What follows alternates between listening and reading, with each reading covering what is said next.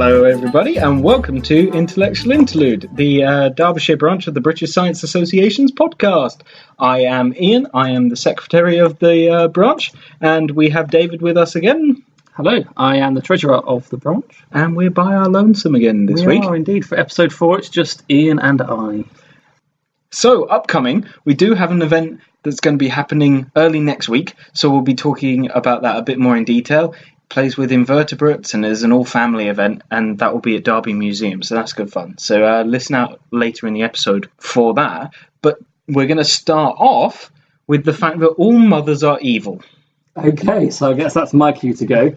Okay, so as Ian said, all mothers are evil. Sorry, Mum. There is a genetic phenomenon called mother's curse. As a quick definition, mother's curse is defined as any kind of mitochondrial-based disease that affects males but not females, and I'll get onto why that happens later on. So mitochondria, what's the mitochondria? The powerhouse of the cell. It is the powerhouse of the cell. So it's the energy producing component of a cell, of a eukaryotic cell, which is a plant and animal cell. If we're going into story mode. Many millions of years ago, a cell that would eventually become a eukaryotic cell and a bacteria that would eventually become known as a mitochondria. The main cell engulfed the bacterial cell, and instead of breaking it up and digesting its components like ordinarily would happen in that particular process, there was some kind of relationship, so some kind of symbiotic relationship. So that is now known as an endosymbiosis, so inside symbiosis.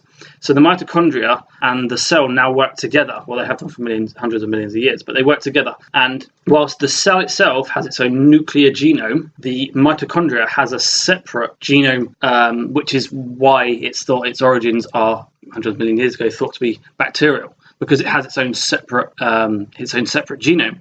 Implying that at one stage it needed to replicate. It needed to replicate itself, yeah, for its own proliferation needs.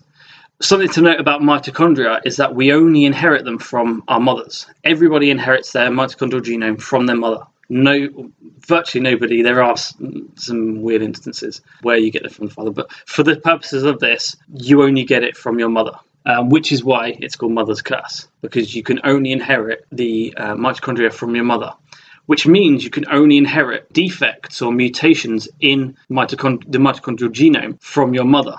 So it passes through the maternal line. Anytime that a mother has a son, that is the end of that line. And then if that particular mother has a daughter as well, then that's where that line continues through. Because of this, natural selection actively suppresses mutations in the mitochondrial DNA that are bad for female fitness, but not those that are bad for male fitness. And that will become more clear later on. This could potentially lead to male-harming mutations, and that has been evident in plants for a very long time. Plants have an incredibly large genome and an incredibly large mitochondrial genome. So we're able to better analyse, and it's obviously easier to work with plants than animals. Both logistically and ethically. Yes, exactly. So we're able to do much more research on those. But it has now, a male-harming mutation in animals has now been discovered. The discovery was made at Vanderbilt University. I'm not sure where that is. I'm assuming America. In a fly called Drosophila melanogaster. You might recognise that one. That's a model species, which means it's a species that's widely used as a representative for a large group of organisms. In fact, Drosophila is basically... I was talking about this the other day. We reckon that Drosophila melanogaster, or the Drosophila genus, is probably the most widely studied eukaryote there is. I was about to say it's probably the most representative model species for animals. Like, it doesn't matter what. We were having a discussion as to whether it was from Drosophila or from yeast. We were trying to work out which of those were, because we were talking about crickets and how Gryllus vermiculatus is studied a lot in terms of behaviour. But we were saying how it was probably top 5 of organisms studied, whereas we were trying to peg out. Yeah, melanogaster's probably. But yes, I would imagine it's probably top. Drosophila is up there. Yeah, maybe.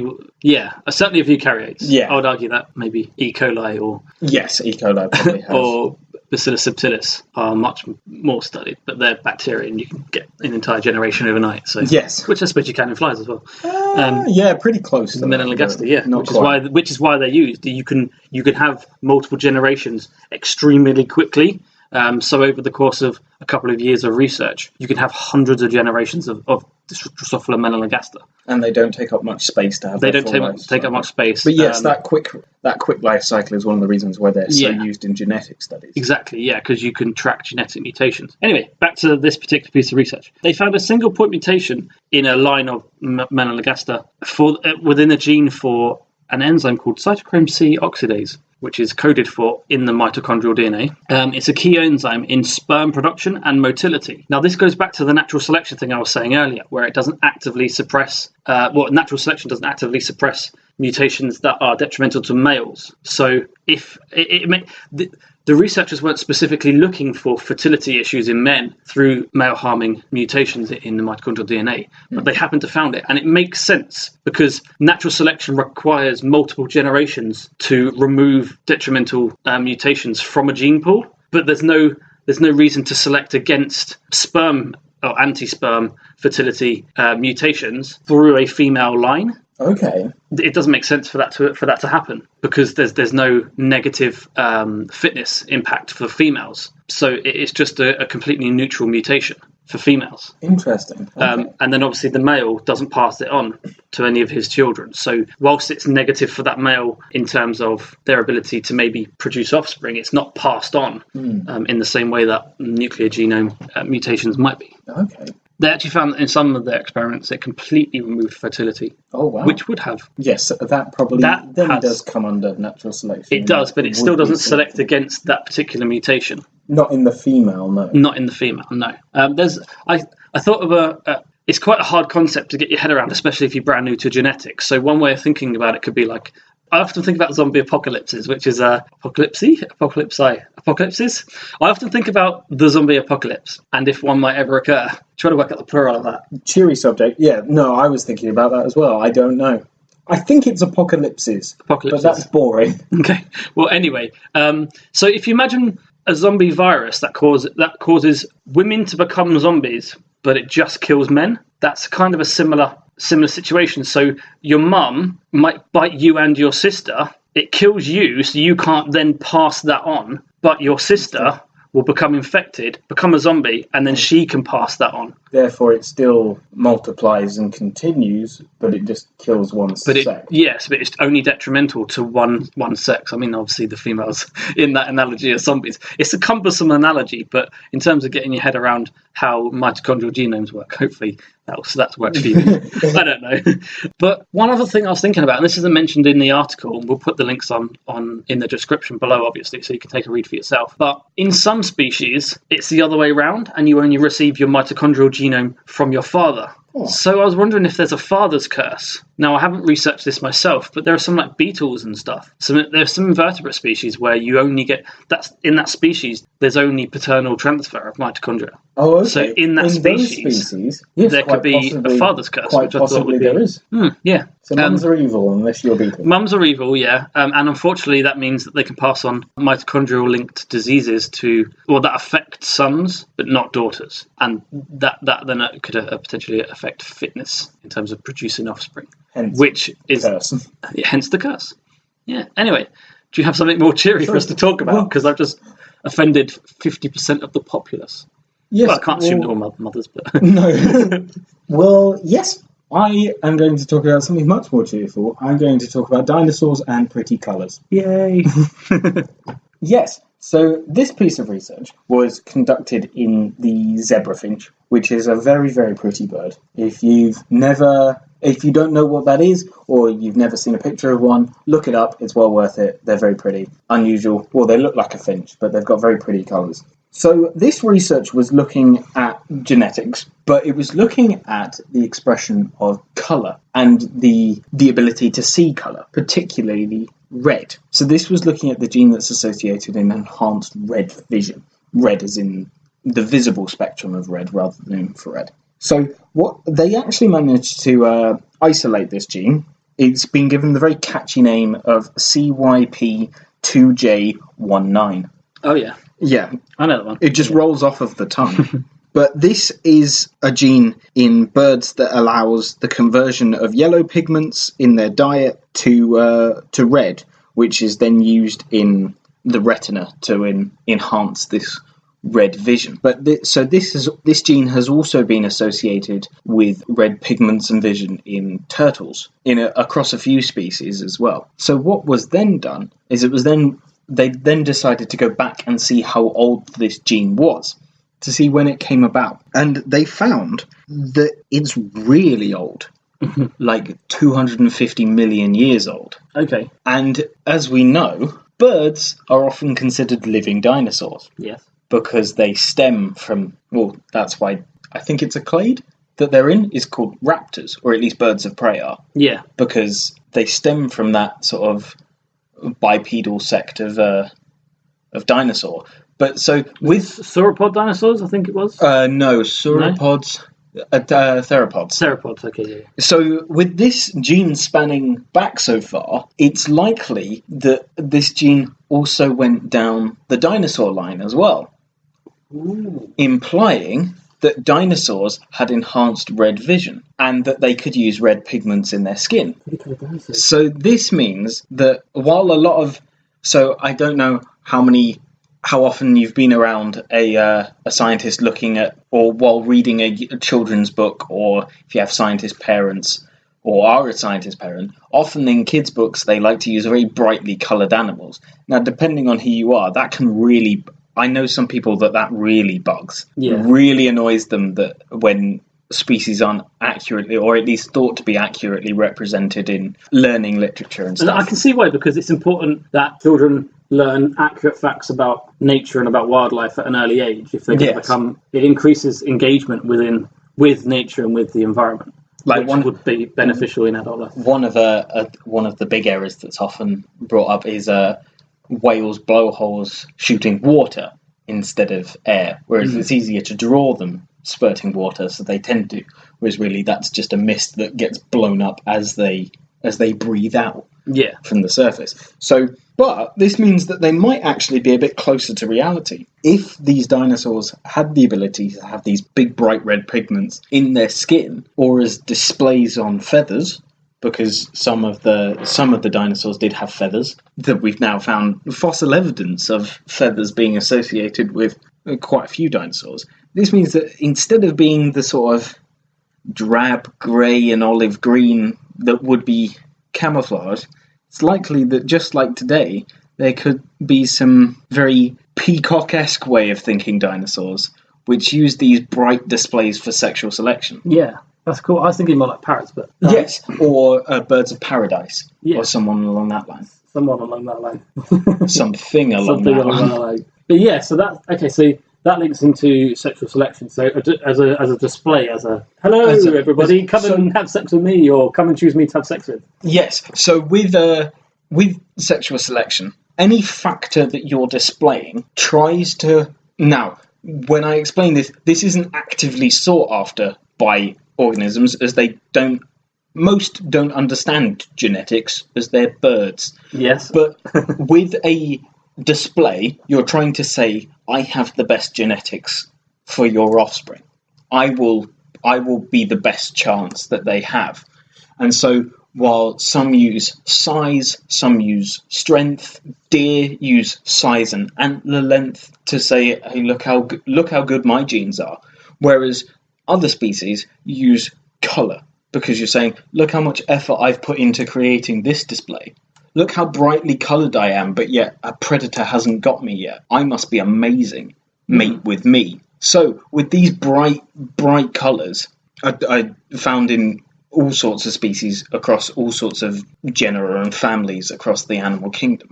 So, with this, it's likely to be a similar display of genetic quality, which is brilliant, and it means that perhaps in cartoons or movies like Jurassic Park and things, perhaps they can be a bit more, or have a bit more of an artistic license with their creation of these beasts, because perhaps they were a bit more colourful and exciting than previously yeah, thought, so which like is the greys and greens. Yeah, so in the last couple of decades, dinosaurs have gone from a possible scale grey to a feathered red. Feathered red, yeah. It's unlikely they were all red. Yeah. I'm going to say that now. That's interesting. And it must have been fairly successful because it's still a gene that's present in... It's still a gene that's present in birds and other reptiles. Other reptiles today, 250 million years later. So with a gene that old, I'm wondering whether that gene for the pigment has always been expressed in certain lines, or whether the gene was present in, say, dinosaurs or any kind of animal back 250 million years ago, and then became a neutral gene. So it wasn't expressed, but it wasn't deleterious, so it wasn't removed. And then further down the line, evolutionary line, in that particular evolutionary line, lineage. Through that lineage, thank you, good Lord, it's just become preferential again through re-expression. Yes, so that, I think that is a possibility, in that it might have existed for 100 million years or so, repressed, in that epigenetically it hadn't been turned on yet, and therefore it could be that this gene, like you say, happened to develop alongside something that was beneficial, except this one wasn't being expressed at the time, and therefore they might have had the ability to, but didn't. Yeah, oh, that's cool. Which is one of the cool thought exercises, but also one of the pains of working in paleontology and archaeology, is that you weren't there and therefore can't 100% say. Not that in science you can 100% say, because it's all about likelihood and chance, but you can be much more certain than you can with something that it really is a lot of very educated, but guesswork. Yeah. Very educated guesswork. Very good. So, moving on to what we teased earlier on in the episode, regarding our upcoming events. So, primarily what we want to talk to you about is Planet of the Invertebrates, which... Dun, dun, dun. Dun, dun, dun, appropriate dun, dun, dun from Ian there. We are holding an event on the 9th of August, which is the next coming Tuesday from when you'll listen to this. Unless you listen to it after the 9th, in which case it was last Tuesday. You missed it. You missed it. But it's on the 9th of August from 10:30 to 1 p.m. There'll be a crafting session at Derby Museum. You can ask any of the visitor support assistants there, and they'll direct you to the exhibition hall that we'll be in. And we'll be crafting some pseudo-habitats, so some miniature dioramas of invertebrate habitats using a whole bunch of craft items. We're opening this up creatively, so there's free creative control for whoever wants to be involved to interpret the options in terms of the craft items into creating an invertebrate habitat. In the afternoon, from 2 till 4, we'll then have some partners from the University of Derby and hopefully elsewhere who will be bringing along lots of invertebrates of different varieties. Shall we say? I think we'll keep it a secret, but there's plenty. Yes. There's a really good variety. We'll have a nice range of different invertebrates from different places that will there be. You'll then be able to come back and see them interact with the habitats that you've created. You'll be able to hear a bit about their biology and their diversity and ecology distribution. And yeah. And then there'll also be species that you can handle, and you can just to see how they move and feel. Yeah. One of the things we're really keen to do at this event is to talk about these invertebrates like they're animals, which they are. And people are quite happy to talk about lions and tigers as if they're animal. Well, I mean, they are animals, so correctly they're talked about as animals, but often invertebrates are talked about as disgusting sub-creatures. So hopefully we'll be able to interest you in invertebrate biology and maybe even turn you into a hobby entomologist. Who knows? Yes. Personally, I'm a big fan. Yes, me too. Being an entomologist. Yes. But yes, they are very much... Well, there are lots of reasons why the planet still functions and supports life, but they are a big one. They are, yes. Yes. Sifting through the detritus and converting stores of carbon into accessible carbon for things like plants and whatnot. Yes, yeah. Fairly important job. Yes. Well, yes. So that's really exciting. We hope you can come along. So that's the most recent one. Yeah. As David said, that will be the 9th next Tuesday. Be there or be square. I guess. And then welcome to the 80s, guys. And then after this, in a couple of months, we'll be at the Mini Maker Fair, like we are every year, and we'll be at the Fun Palace event that we will keep you updated with and give you more details once we've finalised them. We haven't got our next meeting currently scheduled, but it is being worked on, and we will have timings and a place for that soon. Yeah, that's our branch meeting. And which anyone is welcome to. You're welcome to come along to. We'll put the details up on our Facebook page. And yes, so to keep up to date, we have a Facebook page and we have a Twitter. So keep up to. We'll have the links in the description to these, so you can find us and like us and follow us and generally be in the know, which is always good. Yes. Well, so thanks very much for listening, everybody. And this has been the Intellectual Interlude. Goodbye. Goodbye.